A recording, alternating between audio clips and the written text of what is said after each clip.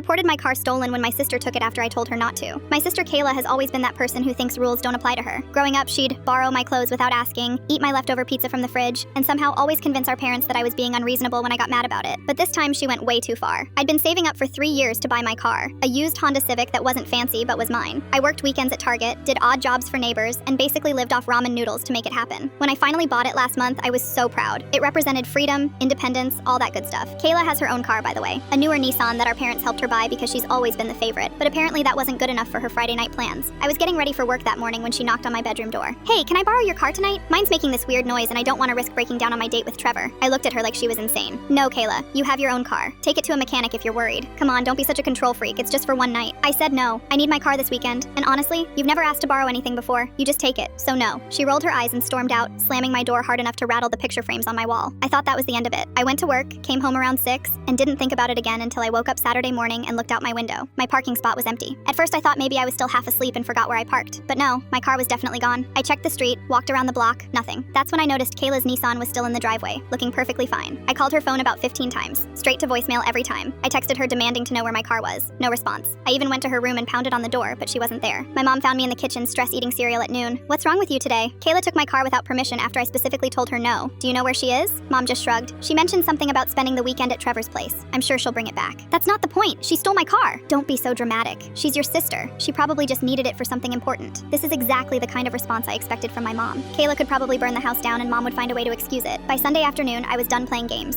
Still no word from Kayla, still no car. I had to work Monday morning and I wasn't about to beg my parents for a ride like some middle schooler, so I called the police. I need to report a stolen vehicle, I told the dispatcher. The officer who came to take the report was this older guy named Officer Martinez, who seemed genuinely concerned. I explained the whole situation, how I'd explicitly refused to let my sister borrow the car, how she'd taken it anyway, how she'd been ignoring my calls for 2 days. Do you want to press charges? He asked. I hesitated for maybe half a second. Yes. About an hour later, my phone exploded with texts. First from Kayla. Are you insane? The cops just pulled me over and arrested me. Then from my mom. How could you call the police on your own sister? Then my dad. This is ridiculous. Family doesn't do this to family. I ignored all of them and went to pick up my car from the impound lot where they'd towed it after Kayla's arrest. It cost me $60, but it was worth every penny to see her face when she got home that night. She came storming into the house around 10 p.m., her mascara smudged and her hair a mess. You got me arrested. Do you have any idea how embarrassing that was? Trevor thinks I'm some kind of criminal now. Maybe don't steal cars next time, I said without looking up from my laptop. It's not stealing when it's family. Actually, it literally is stealing. The police officer explained that to me very clearly. My parents spent the next hour lecturing me about family loyalty and forgiveness and how I'd taken things too far. But you know what? I didn't care. For the first time in my life, Kayla actually faced consequences for her actions, instead of getting away with it because she's the golden child. She had to spend 6 hours in jail, pay a fine, and now has this whole legal mess to deal with. Meanwhile, I learned that my car insurance covers theft, even when it's family members doing the stealing. The best part? She hasn't asked to borrow anything of mine since.